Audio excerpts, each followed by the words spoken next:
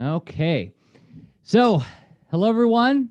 Thank you for being a part of CXC 2020. My name is Jersey Drozd. I am the interim executive director of CartoonCrossroadsColumbus.org. I hope everybody's been having a good time this weekend. There's been a lot of really incredible programming coming down the streams and in the Discord. I'm going to get out of the way and let you enjoy this presentation with C. Spike Trotman. I got some housekeeping stuff that I need to do first, just to let everybody know what's happening here. So there we go. Yes, CXC 2020. You may have noticed you have not been charged admission to participate in all this programming, and the reason why is because CXC is a 501(c) nonprofit corporation who largely exists through the support of sponsors and donors, such as the Ohio Arts Council, the Greater Columbus Arts Council, the Columbus Foundation, White Castle, Able, and Feasel, to name a few. We thank them for their support. Also, this festival is an enormous group of people who come together to, they're all people in the business of changing lives, right? The Billy Ireland Cartoon Library and Museum, the Columbus College of Art and Design, who is the host of tonight's event, the Columbus Metropolitan Library, the Columbus Museum of Art, and the Wexner Center for the Arts. We thank all of them for all the incredible work they do to make this rich and just lovely festival that I've been in love with for years. So this is a presentation followed by Q&A. I'm going to play a video, and then Spike's going to be here, and we're going to get to talk with Spike live. You have been automatically muted by the host, which is me, and your video is off. You are going to communicate with the panelists via text, and I'll show you how in a moment. I do also want to say this presentation is being recorded, and it's being simulcast to our Facebook stream, our YouTube stream, and Twitch. How do you participate? Well, there's this chat button at the bottom of the screen of your Zoom webinar, and with that, you can talk amongst yourselves. You can also ask questions, but everybody's going to see your question. If you want to ask a question of the panelists and not have it be for public consumption, you go to the Q&A box, you pop it open, you click it, and this pop-up happens. You can type your question in there, and then the question will appear to the panelists. They'll be able to see them, but the general chat will not. You can also send the question anonymously. So with that, I will close. Thank you once again for being here. And now, enjoy C. Spike Trotman in conversation with Jeff Smith.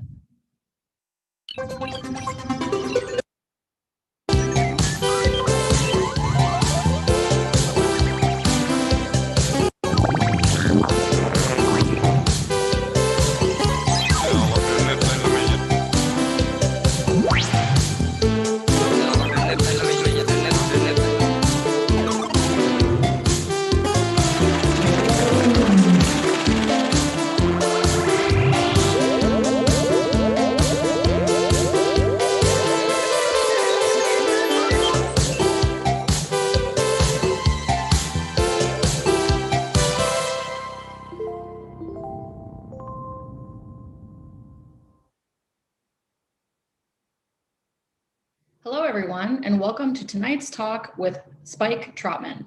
I'm Melanie Korn, president of Columbus College of Art and Design. We're so pleased to sponsor tonight's discussion and are happy to have been part of CXC since the beginning. I know that many of you watching already know about CCAD, but for those who don't, allow me to tell you a little bit about us. CCAD is one of the oldest nonprofit art and design colleges in the United States. We were founded in 1879 by 5 women and now have over 1,000 students across 12 BFA and 1 MFA programs. Our mission, similar to CXC's, is to foster a community that educates diverse students so they can unleash their creative power to shape culture and commerce.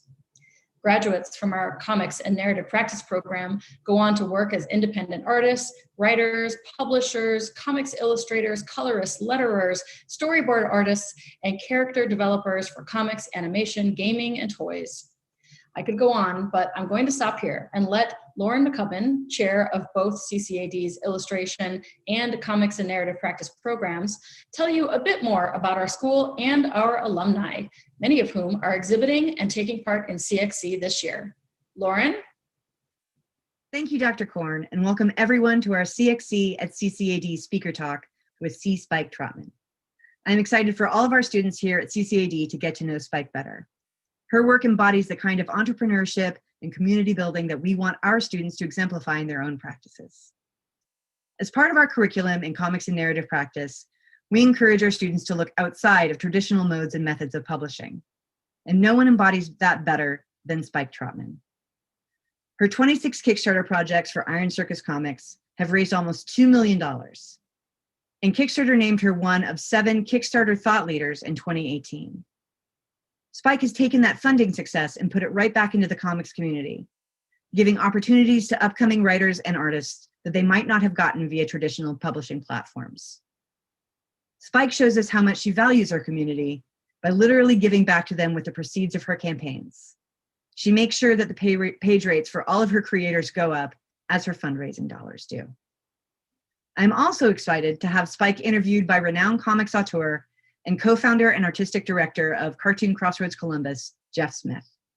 Jeff knows a little something about building a self-publishing empire, with his comic series Bone selling over 8 million copies worldwide. And with that, I am proud to introduce C. Spike Trotman in conversation with Jeff Smith. Thank you, Dr. Korn and Lauren.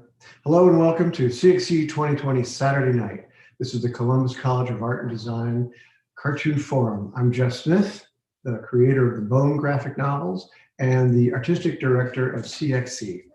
Tonight's talk is with C. Spike Trotman, cartoonist, writer, artist, publisher, and Kickstarter extraordinaire. If you don't know Iron Spike, as she's known on Twitter, you're in for a surprise. She not only publishes her own work, Spike has proven herself an impressive editor of anthologies with titles like FTL Y'all and Smut Peddler. Through the publishing company she created, Iron Circus Comics, Trotman seeks out creators who have been underrepresented by the mainstream. Recent releases from Iron Circus include Banned Book Club by Kim Hyun-suk and As the Crow Flies by Melanie Gilman. We began our talk with her early days when she was printing up her webcomics and going out on the road and tabling at comic book conventions. A rough slog, as any indie comic artist starting out knows. Oh, so sometime after that, like in the mid 2000s, you started doing kind of these how-to books, and the first one I think was Warcraft. Yeah. So now this is you talking about this is in my life. I'm writing down. This is how I'm surviving. This is what I'm doing. Yeah. I'm sure it's part instructional, but I'm also sure it was part trying to just deal with it and get it out.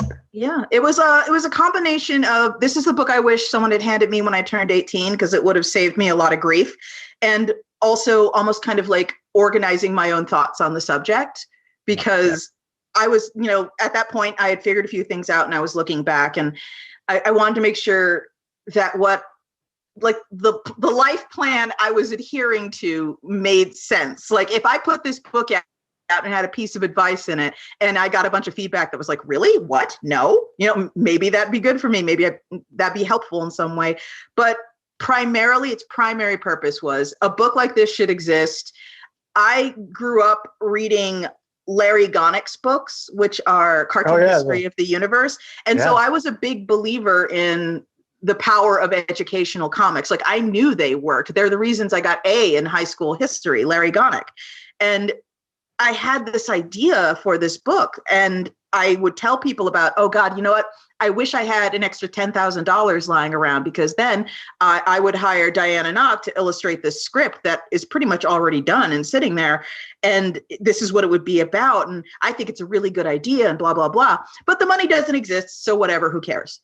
But it was around that time, maybe 6 months, 10 months later, that I first learned of Kickstarter while literally sitting on a panel for a convention. I was on like a small press panel, and one of the other panelists, a guy named Gordon McAlpin, casually mentioned a brand new site he had just found called Kickstarter. And I was like, what's Kickstarter? And he elaborated, and I was quiet for a minute, and I was just like, cool. And I went home and I looked it up, and I was like, this is perfect. This is exactly what I was looking for, because at that point, I had an audience. I had people who were into what I did, but the kind of money that was in webcomics was something that to this day, I referred to it as secretary money, but quite frankly, that's probably generous, because I'm sure secretaries made more than I did doing like 20 cons a year and selling collected editions of my webcomic. But what's important to note that those collected editions came about because I was already crowdfunding. We weren't calling it that. That word didn't exist, but I was already crowdfunding before Kickstarter existed. And I wasn't alone in that. A whole lot of webcomic people were doing that because this was. Oh, how? Tell me how you were doing it. This is like the naughties. It's important to like everyone, we're taking it back here. This is pre-Patreon, pre-Kickstarter. When people were printing their collected editions of their webcomics, what they were doing is they were hand making in Photoshop, because again, pre-Clip Studio Paint, pre-Manga Studio, making these graphics that were thermometers, and they'd stick them up on the top of their sites and be, hey, everyone, it's time to make a collected edition of my webcomic. I got the quote from the printer. It's going to be $5,000, and here's my PayPal. The book is going to cost $12. So PayPal me $12 and I don't know, $5 for shipping. And every day I will manually update the thermometer graphic. And when it hits $5,000, hooray, I'll print the book. And if it doesn't hit $5,000, well, we just won't think about that, you know? And sure, I mean, I did that. All my friends did it. People just funded their books that way, even though technically it was against PayPal policy. And there were cartoonists who lost their PayPal accounts for years for doing this, because you weren't allowed to have a certain amount of time elapse between taking someone's money for something and then delivering. Like there was a finite time between those two periods. That's probably a good idea, though. Yeah. Oh yeah, it is. But like, because I know a lot of cartoonists that, they get the money and they're gone. Yeah. Oh God, tell me about it. But it's like, if you like pre-ordered your book to 100 people and one person got irritated with you and reported you to PayPal, that could be the end of your account. That because people were a lot squirrelier about online payments back then, and PayPal they were much firmer about their policy. I'll take you back in time. I did a crowdfunding thing that was even before the internet. Oh. And this was like in 92 or 93, and just as Bone was starting to get a little attention, and I was starting to talk to other cartoonists, and I met Dave Sim, who did Cerebus. And, and I was still very much struggling. And he said, what you need to do is you make a print, do a really nice drawing of your characters or some scene, and you only make 100 of them, but they're $100 a piece. Oh. So, and you advertise them in your book. And I think Dave might have let me advertise it in Cerebus as well, which would have been very helpful. So let me do the math. So that's like is that $10,000? Did I get that right? 100 times 100? Sounds like 10,000 to me. Well, I sold them all, and I made $10,000. And I've only seen one of them in all these years ever go up on eBay. So, and I didn't even have Photoshop. I had to use Chart Pack to make to do the letters pages and anything written inside. Okay, go ahead. I'm sorry. That's more that small business ingenuity, though. Juicy, put up the slide about the Kickstarters. Oh, here's Toolcraft. So you were doing these little books. I bought these on your website. They're like $2. No, don't do that.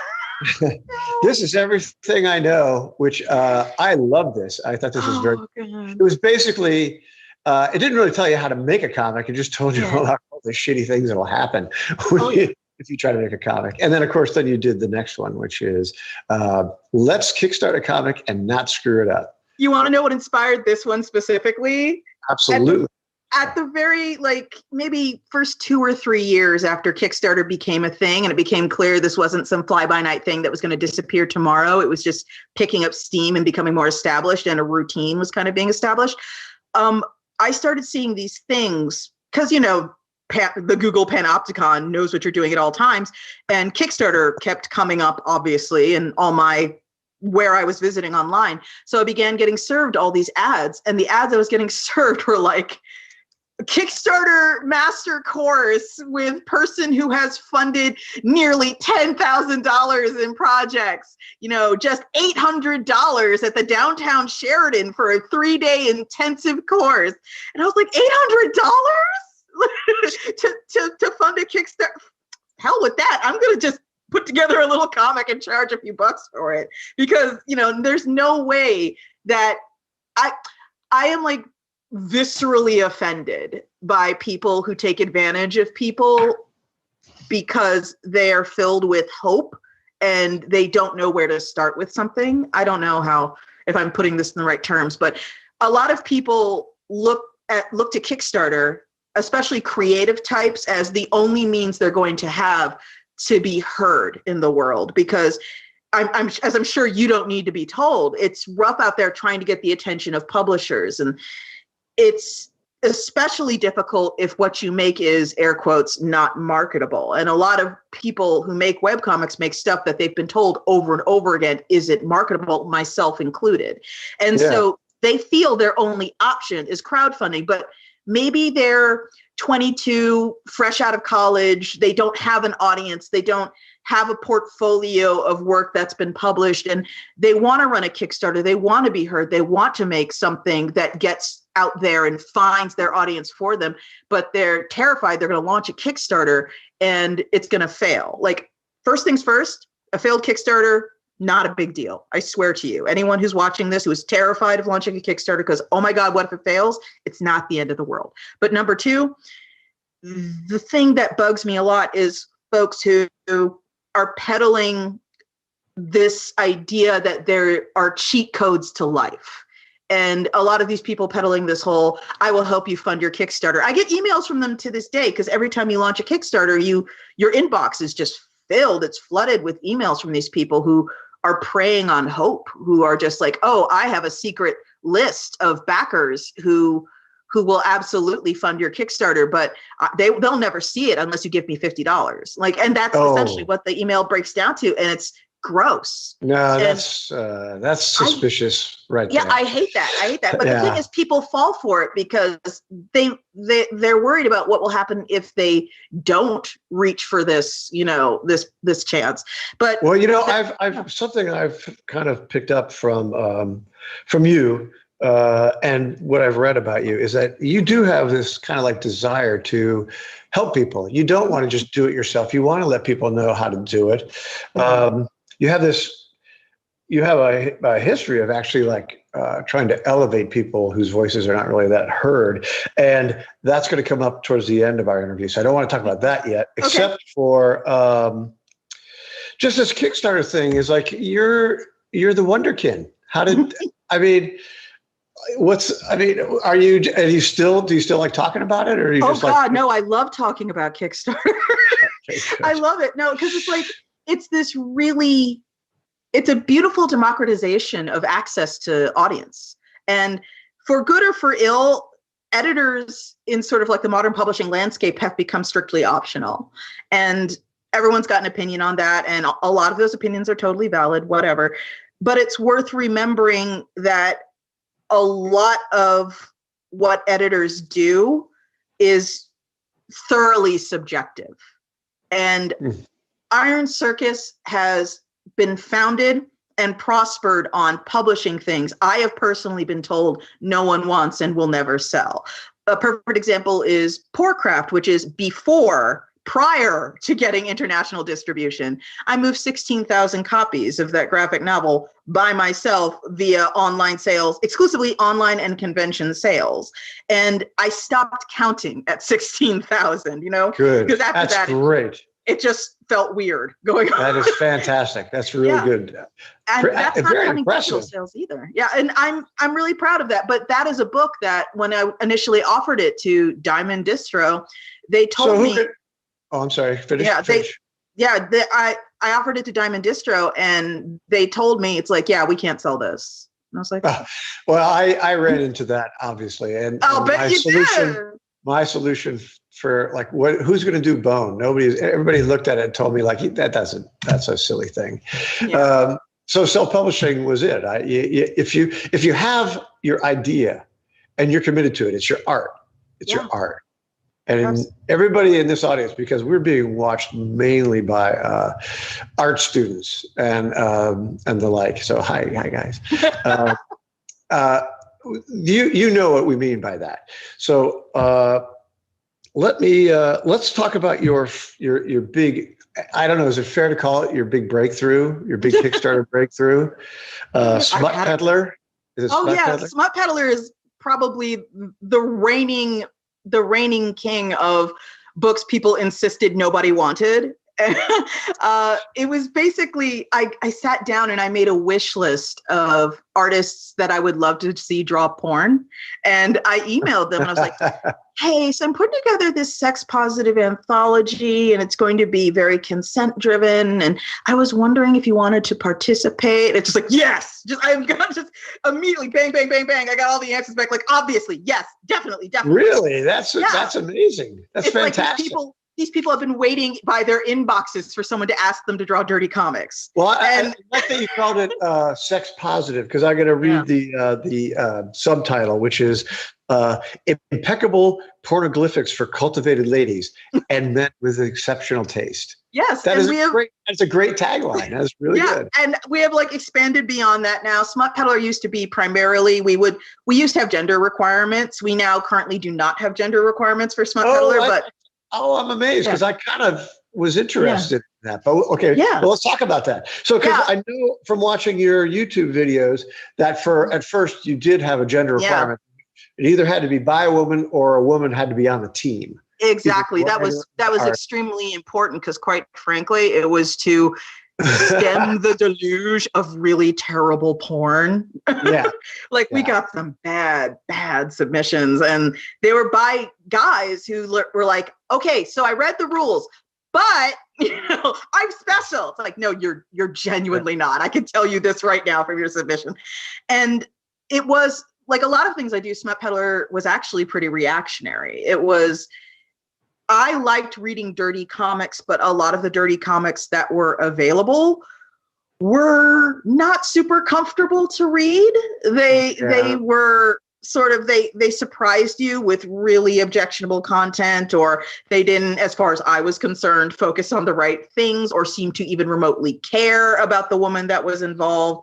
And that irked me, that annoyed me. And Smut Peddler was kind of a challenge to that, because that was sort of like the overwhelming majority of comic smut that you could easily find. And Smut Peddler, not just in comics, but in all of porn. It's, absolutely. It's almost unwatchable. It's not fun. It's just, it's really not. It's like, and I did think that was groundbreaking. It's amazing. As we entered into talking about porn, it reminds me of a Saturday Night Live bit where Seth Meyers was the boss, and he at Christmas would have the shelf elf come sit on his desk. Yeah. And the shelf elf would tell him, things he saw people do. And he says, oh. The shelf elf says, you know who watches porn? No, who watches porn, shelf elf? He goes, everybody.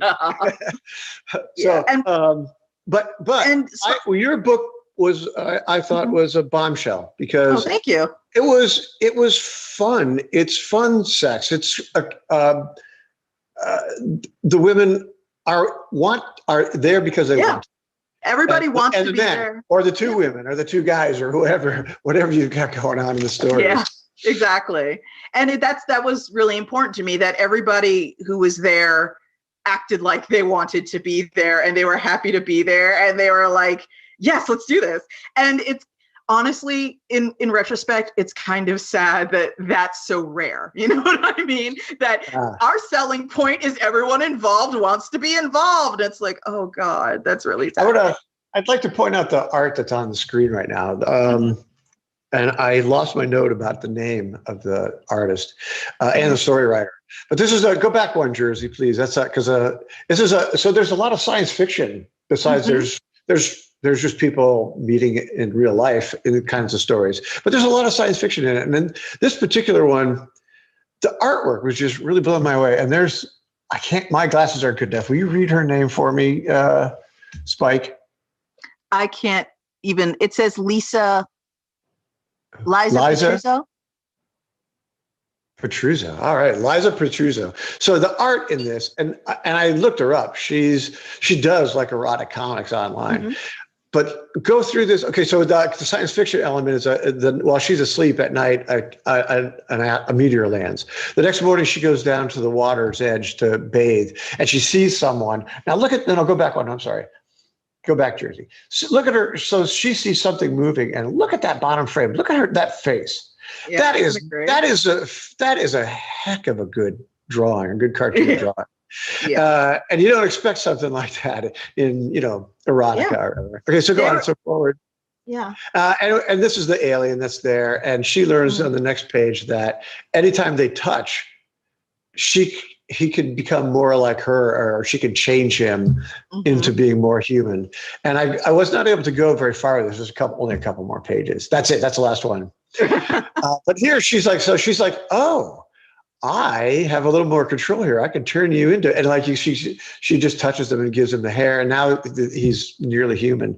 And the next page is very, very titillating, but I was afraid that was a little too much in a public forum. Yeah. I think there's this attitude, and I've seen it like literally articulated, just written in plain language on the internet, where people just go, oh, well, it's porn. It doesn't have to be creative. It doesn't have to be, outside the box. It doesn't have to be interesting. Just draw people fucking. That's all people want. And it's like, okay, cool. Universalizing your own subjective desires, but you are objectively wrong. It's like, there are people who do appreciate context for their adult comics, and there are people who appreciate context for their adult stories. Exhibit A, walk into literally any bookstore and partake of the entire wall full of pornographic books that, respectable women walk in and buy every day with Fabio on the cover. That's literally porn. That is just I've never read any of that. So romance novels are some of the filthiest smut that you could imagine. They are unbelievable. Okay. Well, anyway, I'm going to get you into the, I know I could talk about porn all day. I know. Oh, yeah. I was getting ready for this interview. I'm actually doing an interview tomorrow with Jimmy Palmiotti and Amanda Connor. So this whole week I marked out for reading porn and Harley Quinn. That was my whole week. I was like, I love my job. But you have lots more besides besides the. So is this where you started getting interested in anthologies? Because anthologies I would think would be difficult. Anthologies are way more difficult than publishing a single creator book. It's like cat herding scratches the surface of how hard it is. And part of the reason I still do them, because I say this all the time, I say this whenever I'm like super frustrated and like Iron Circus is having its, coordination meeting with, publicists, editors, etc. So it's like, I don't have to do this. I could stop doing this tomorrow. We have enough single creator books.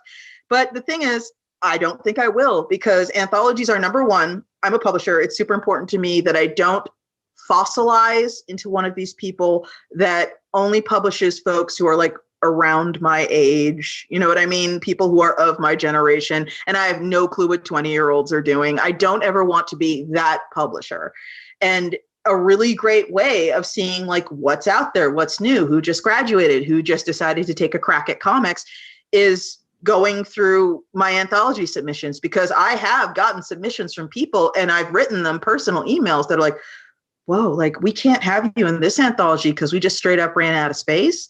But wow, your stuff is great. If you ever want to pitch a straight up graphic novel to me, let me know. And I wouldn't know that person was alive if they hadn't submitted to the anthology. So like, it's awesome. It's like having sort of the first line on all these people who are really eager to make comics and are really eager to have their first published work. And also, I really like the idea that a person who is new to comics, again, maybe not even necessarily super new, but a person who's trying to maybe make a professional living at comics can go to a convention and have a $20 or $30 book on their table, because that makes a world of difference. When I was just starting out in comics, I had that sort of stereotypical table that just had, stickers, postcards, prints, and, $1, $5, $10, sure, okay. But then when I started having books, suddenly I was, instead of hoping for like, a $5 sale or a $3 sale, it was a $12 sale, it was a $15 sale. And that made a world of difference. And frankly, it makes me feel good that there are people who get into Smut Peddler or any of my other anthologies, and they get to go to conventions and have $20 and $30 books on the table and actually make a profit and come home from the convention and pay the light bill or buy groceries with comic money. That's an incredible boost. Well, you're talking right now to probably a large number of art students, and CCAD, Columbus College of Art and Design, is one of the few universities or colleges, I suppose, that has a program in comics. I think it's specific. It's more focused on the writing, but they have a group called Spitball where the students actually make an anthology, and it's super impressive. So here you're now talking to these students. Go ahead and tell them it's okay to be into comics, and tell them, give them some advice if you can.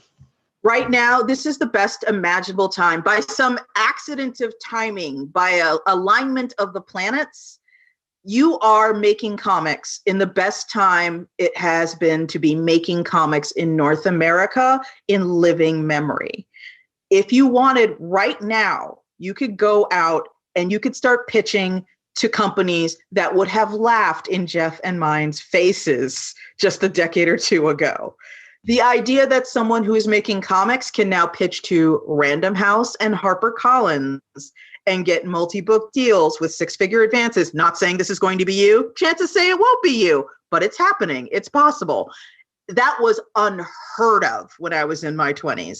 What was also unheard of is if you don't give a crap about publishing through HarperCollins or Random House or any others of these really big deal companies, you can go get a Patreon and you can work that up to something that pays all your bills, doing exactly what you want without editorial interference of any kind. You can just find your audience via social media, via art sites. Again, Webtoon was not a thing.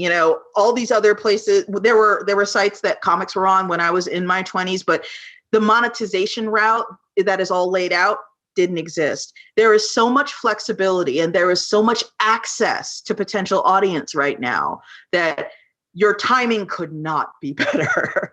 And if this is something you truly want to do, if you want to give this a crack, if you want to see if you can make a living making comics, I say go for it. I say go for it, but at the same time, have realistic expectations and understand sort of where you are in the ecosystem of the scene.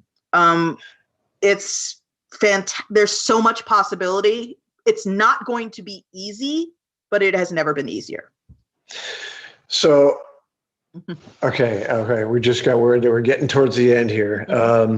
I just want to add to that it is a good way to go to try to do stuff on your own is through the web.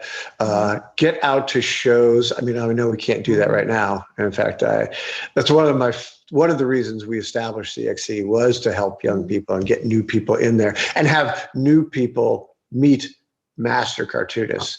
And we've done that every year. We get someone who's brand new, and pretty soon you see them in the Billy Ireland or something, looking at artwork and chatting. You also have Art Spiegelman talking to Rafael Rosado, who does Monsters Beware, and they're having this intense conversation about some art. It's really cool. It makes me very happy. So getting out there and doing work is probably step one. And if you do want to talk to Random House, that kind of thing probably requires a lawyer, but and an agent.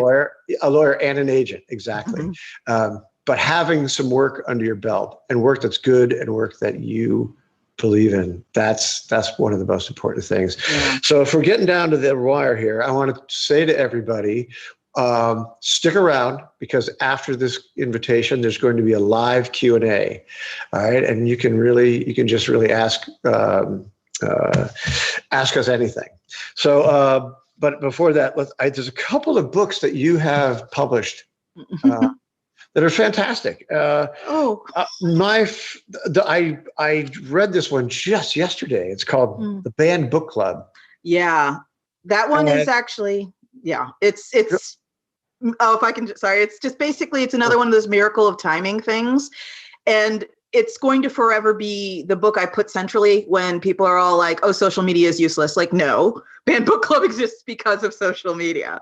And that is because I am friends with Ryan Estrada, who's one of the co-authors, and he began tweeting one day about, you will not believe what my wife, Hyung Suk, you will not believe what my wife just told me. She told me she was at a banned book club in college, and like we've been married years, and she never mentioned this before. And I tweeted at him, I'm like, oh, that should be a comic, dude. And the next thing you know, we made it into a comic, and it's a memoir. It's real.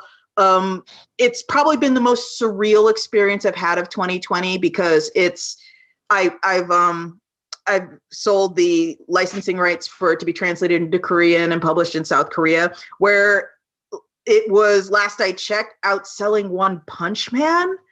And it's like one of those deals where it's like, anything I had anything to do with outselling One Punch Man is not a thing I thought I would experience anytime soon. But I can top that. I've never even heard of One Punch Man. I don't even know what that is. It's on Netflix. It's honestly, it's pretty good. It's pretty good. Okay. But well, I would like to, Jersey, go ahead. I picked out one quick sample because this is something that startled me, and I'm going to have to get close because of my glasses. I want to read this to you. This is, this actually takes place like in 40 years ago, or 1983. The 83. In South Korea. And there's a lot of student protesting going on, and the government had years before had slipped out of democracy and into pretty much tyranny. So they get these kids, they join a book club and reading only banned books, but they get raided. And like in the top picture here, you can see them trying to escape the raid, and there's tear gas coming out. And the last panel, which isn't actually, it got cut off here, but they're like pouring water in their eyes, just like you see now, like either in Hong Kong or here in the United States. But I want to, if I can read this, can you read that, Spike? Sure. Which panel do you want me to read? The second panel. It goes, well, Hyung Suk is saying, how can Chun, who is the dictator, how can Chun trick everyone? How do people not see what's happening? And the guy she's with says, he doesn't care if we believe him or not. He created such a divide between the people who believe his lies and those who don't, that the country is too torn apart to come together and properly oppose him. That froze my heart. Yeah. There you go. That's what sliding out of a democracy. Yeah, they all use the same playbook, and it's mildly horrifying how effective it is. Yeah, it's pretty bad. And then I'd like just to ask you about this one last book here before we go. It's called As the Crow Flies. Yeah. And Melanie's actually an exhibitor at CXC this year. So, So anyone watching this, please go to the CXC website and go to the exhibitors, and you can actually click through and see what deals she has. You can actually go to her website and see what she's got. So So talk about this. How did you choose this project? It was pretty easy. First of all, it's beautiful. There aren't a lot of cartoonists currently, and if you know of anyone out there, send them my way, who are working in colored pencil, and certainly not this masterfully. Melanie absolutely knocks it out of the park with their colored pencil work. And I follow them on Instagram, and sometimes they'll post sort of what's left of the colored pencil after they're done with it. And it's this little pathetic nub, like you're wondering where they actually grip it to draw. But it's beautiful, and I'm shallow. Aesthetics are important. And the thing that draws me into a story first is the aesthetics. So when I first saw Melanie's colored pencil work, I was like, oh my God, I have to keep going. And then the story is something I'm really fascinated by because in case anyone hasn't noticed, hi, I'm Black, how are you? And I grew up in a mostly white suburb. And the story is about a girl who is dropped off at a Christian summer camp, and she is the only Black girl at the Christian summer camp. And she's sort of kind of going through this whole thing where she's almost like hyper aware of like, okay, when is the other shoe gonna drop? When is this gonna get super uncomfortable and fucked up? And the problem with being sort of the only Black person in the room in a lot of situations like that, and quite frankly, this is not exclusively Black, like this happens to a lot of people who are marginalized, like the only woman in the room, the only queer person in the room, the only disabled person in the room, the only autistic person in the room. This can happen in a lot of ways where something just sort of happens that is like, it brings into high relief how you are not being considered in the current conversation. And it just sort of sails past. And before you even decide whether or not to address it, it's gone. It was 3 minutes ago. And that happens a lot as the crow flies. And while it's like, it never puts it in these exact terms at all, one of the things that also drew me to it was it has a very strong undertone of second wave feminism versus third wave feminism, because one of the conceits of the camp that Charlie, the girl, is attending is that it is a Christian summer camp that is based on a tradition that was come up by these frontier pioneer women who would have a Christian retreat in the mountains every year. And they would go up there to pray and sort of reestablish their relationship with God and so on and so forth. But the thing is, Charlie is sitting there looking at all this and listening to this story going, okay, cool. Did they take their kids? No, they didn't take their kids. So who was looking after their kids? Right. Okay. The slave women who are not included, but we're literally not even going to acknowledge that, are we? So it's like, it's got that level on it.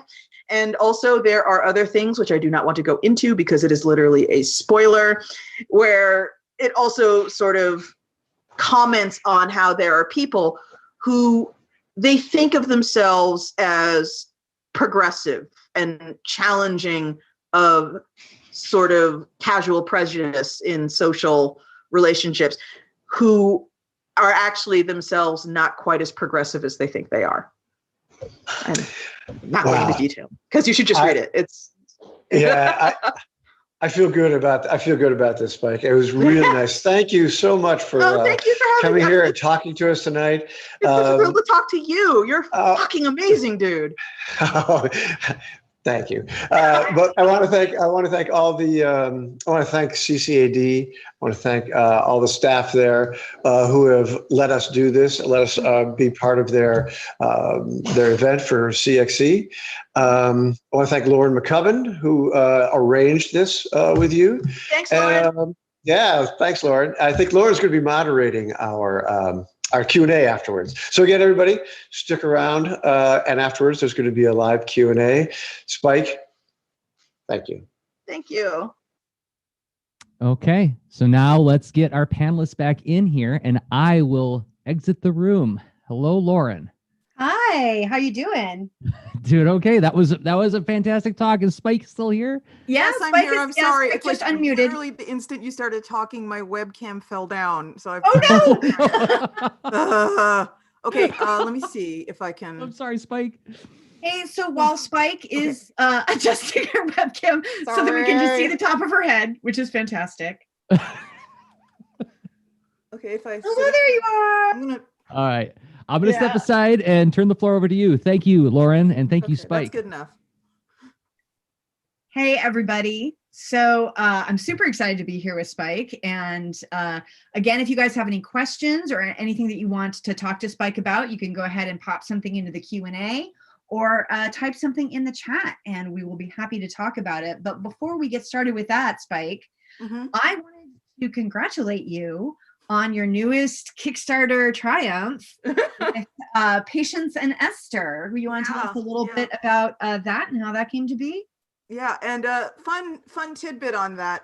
That is by Sarah Winifred Searle. It's called, the full title, Patience and Esther, an Edwardian Romance. And Lovely. Women-loving women period graphic novel about Edwardian England, both the countryside and the city. But when it was in production, it was not called Patience and Esther, an Edwardian Romance.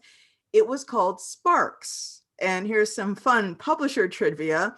We had to have a talk with the creator going, we cannot call this book Sparks because that is the name of a best-selling children's graphic novel in Canada.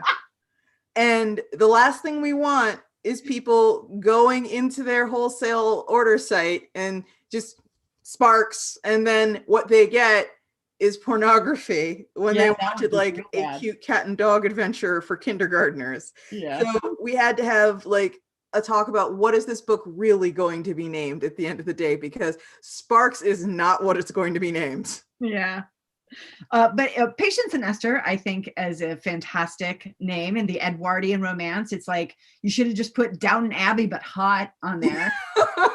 Yeah, Super good. I really loved all the detail that Sarah put in. Like, if you read the book, there's bits in it about how Patience shows up and she's a simple country girl and she's trying to learn to go into service. And like one of my favorite things ever, and I know this sounds like kind of hypocritical because I love comics as a medium, and I've said before that I think you should be able to parse pretty much everything on the page without it being explained to you somewhere along the line in blocks of text. And I still believe that.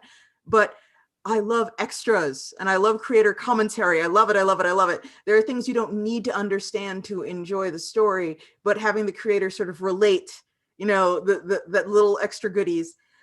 Sarah did a ton of research for this book, and like it shows up on the comics page, but also in the footnotes in the back. And there are things like when Esther shows up and when Patience shows up and she's being sort of given the grand tour of the estate and being told, okay, here's your uniform. You have to wear pink in the mornings and you have to wear black in the evenings.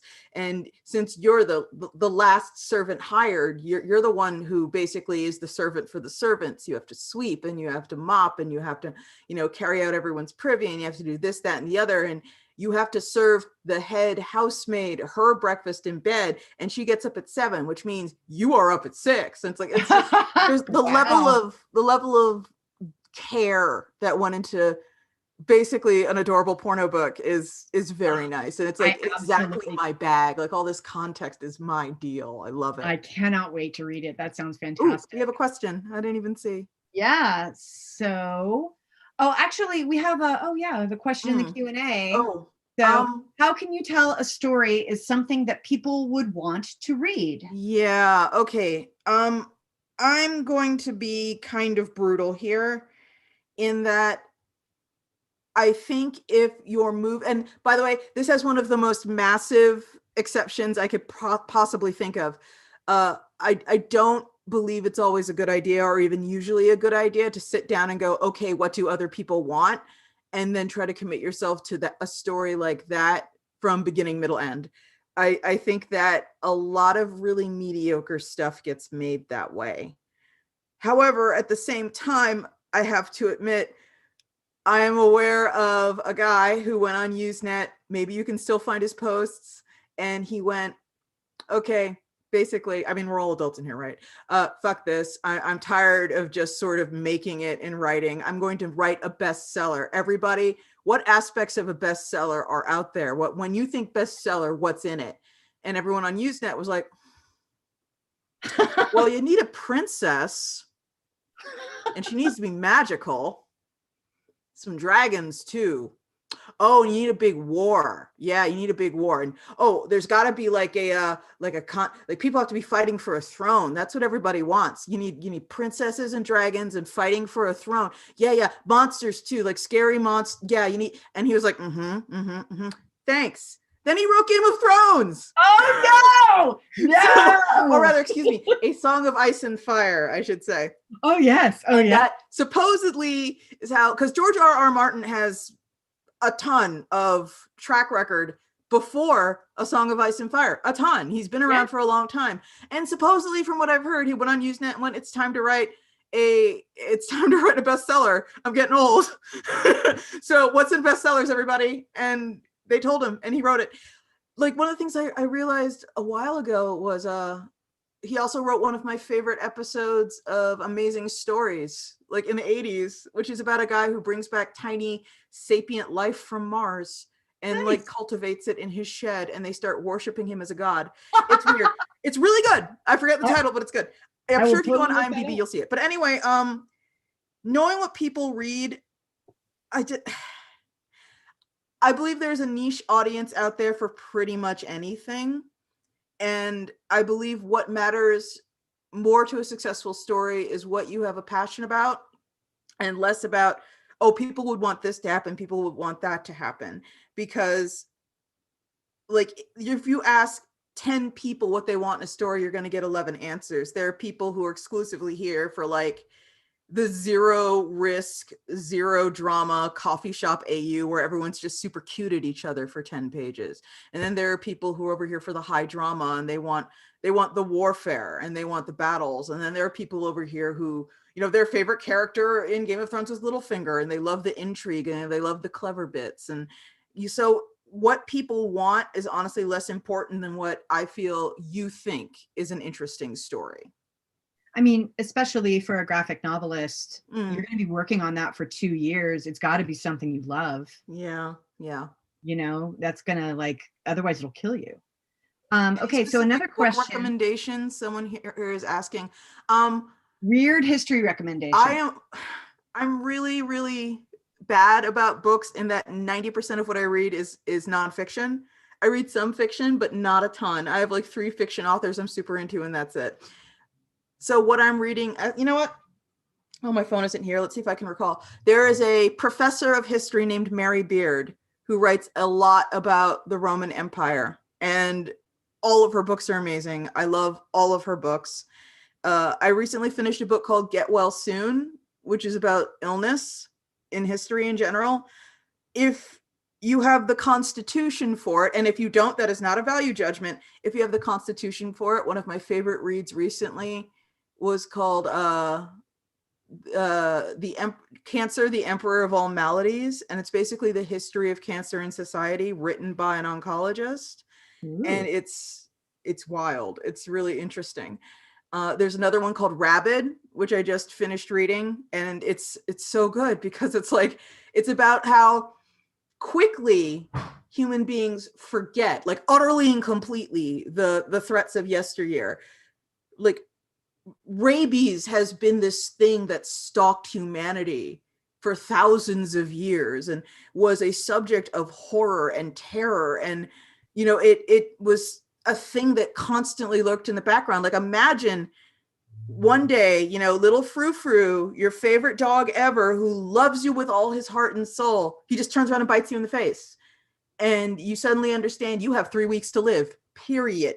You know, and there's nothing anyone can do about it. And not only do you have 3 weeks to live, your death will be horrible. And that's what rabies was. And it was the inspiration for so much of our mythology, like werewolfism and vampirism are probably rooted in rabies. There are references like to like the concept. Everyone here plays role-playing games. They're familiar with the concept of like the berserker, like a person in battle who just goes around just reducing other people to a fine mist.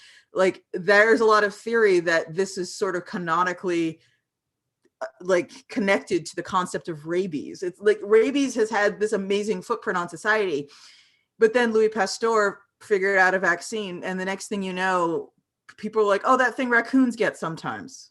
Right. That's the length and the breadth of it. One of the things you'll find, I love history. History is one of my favorite things.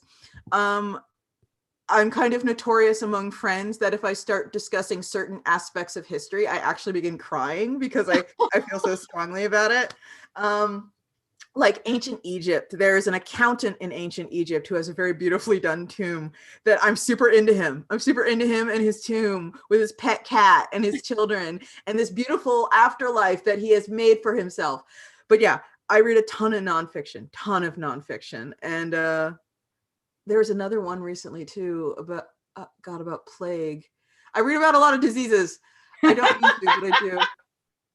But the only like fiction I read, and if I were to recommend like a fiction series to you, there's an author recently deceased named Ian M. Banks, and he wrote something called He wrote something called the culture novels. And let me just set the stage for you because it's fucking incredible. Yeah. The Culture, that's just what it's called. The Culture. It is a post-scarcity, post-need, post-political society where everyone gets exactly what they want whenever they want it. There is zero suffering. There is zero restraint. You can do exactly what you want at all times. If you wake up one morning and you say, I want 20 penises, you can go get 20 penises. If you want to be immortal, you can be immortal. If you say to yourself, everything kind of sucks right now, I want to be put into a coma for 400 years and the entire time I want to be dreaming about how I am a dragon. You can do that. And the culture is this massive insurmountable force where not only are all these humanoid people members of it, and it's like wildly ridiculously advanced to the point where its technology is indistinguishable from magic, like that's the culture, but also a lot of the AI, all the AI frankly, is considered citizens. They are equal citizens to, you know, meet people. And a great example of that is there are ships in the culture who don't want anybody living on them. So they don't have anyone living on them because that's their right to say no. So they're just like empty ships going around in space with vastly superior than human intellect. Yeah. And if there's one objectionable thing about the culture, it's that they have a strong belief, since they live so well and everything they do is so good, everyone else should live that way too. And they do not ask your permission to help you live that way. And in your mind, you're like, oh, fuck, I'd love to live like the culture, but maybe you wouldn't. And if you say no, they don't really care. So the one thing the culture kind of actively does to exert its force on the universe is go around converting other planets to the culture. And that's what a lot of the culture novels are about. And my very, very favorite one, if you're going to start with the one, in my opinion, what you should start with is something called The Player of Games. It is my favorite culture novel. It's yeah. So just go at Ian M. Banks. Ian is spelled I-A-I-N. So it's a little unusual. Ian M. Banks, The Player of Games. Just go get that. It's anyway. Super good. Okay. We have now back to like actually being on topic. We have time for one more question here from Facebook. How do you find your audience, especially with less Comic-Cons now? Well, it's important to note that I think less Comic-Cons is right now it's temporary. So, you know, hold on to that. That's important. But an important way to find your audience is being productive, being prolific, and quite frankly, taking advantage of social media as much as possible. Let's say what you love more than anything is Gothic Lolita fashion, okay? If you love it, chances are you know where the Gothic Lolita Facebook group is, or the Gothic Lolita Instagram tags, the ones that are really active where they are. And you know people who love Gothic Lolita art on Twitter, and you know what tags they use. So your duty, and even if it feels a little gross, because I know a lot of people are kind of object rather to self-promotion that is sort of like nakedly self-promotion, and they kind of really want to live in this world where it's a meritocracy and they'll be noticed just because they're good and that's all it'll be. No, you got to make your art, you got to sign it, and you got to put your URL on it. Like if you have a Pillow Fort or a Twitter or an Instagram or whatever, put that on there. Maybe Instagram, especially because, you know, seems like everybody's got an Instagram. It's a really visual medium. So that's where, as a cartoonist, kind of that's your best bet these days. And make sure when you post something, you're posting as often as you can without a decrease in quality. Yeah, we can all sit and noodle over a picture for 2 weeks. But if you ever want your heart broken, noodle over something until you think it's kind of barely acceptable, and then noodle for a further 2 weeks and show that to someone who's familiar with your art and go, can you tell the difference? Because a lot of times they'll be all like,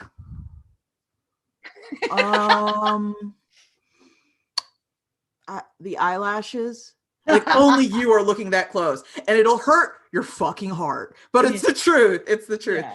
So like kind of find this acceptable level between time investment and you are okay with this being in the world and being seen to be yours, and err on the side of it's okay. It's good enough. Good enough is something you're going to need to learn to master, especially if you're a cartoonist. You can absolutely spend weeks on a page. Sure thing. Absolutely. But the return on your time investment, especially since I think most people cannot whip out super high quality pages, like 2 or 3 a week, it's going to be something that's going to be a real element, like how quickly you can get it done. If you've ever read comics, and when I mean like comics, I mean like monthly periodical type stuff, and you're like, why do they keep hiring this guy? This guy's so clearly, because he gets it done. Porn. What is this? Why does he keep getting work? As a publisher, I can tell you exactly how he keeps getting work. He answers his emails. He hits every deadline. He's easy to work with. Yeah. There's And your answer. I'm That's why I sorry. consider it. I'm so sorry. We have to wrap up now. Oh. There's another stream coming right after us. Thank you for Spike, coming, everyone. It was such a pleasure to have you. Thanks for having me, Lauren. You've been amazing. Thank you. Thank so you. much. Thank you for watching, everyone. I really appreciate it. Bye-bye.